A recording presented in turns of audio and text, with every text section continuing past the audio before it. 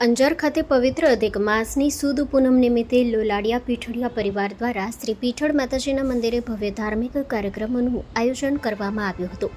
આ પ્રસંગે માતાજીને ફૂલો અને આભૂષણોથી વિશેષ શણગાર કરવામાં આવ્યો હતો. સાંજે યોજાયેલા સત્સંગ કાર્યક્રમ અંતર્ગત પરિવારની માતાઓ અને બહેનોએ માતાજીની સ્તુતિ અને જયઘોષ વચ્ચે પરંપરાગત ગરબામાં ઉત્સાહભેર ભાગ લીધો હતો. સમગ્ર મંદિર પરિસર ભક્તિમય વાતાવરણથી ગુંજી ઉઠ્યું હતું. આરતી પૂર્ણ થયા બાદ સર્વે ભક્તોને પ્રસાદીનું વિતરણ કરવામાં આવ્યું હતું. કાર્યક્રમ દરમિયાન પરિવારજનોમાં એકતા, ધાર્મિકતા અને સંસ્કારોનું સુંદર સમન્વય જોવા મળ્યો હતો.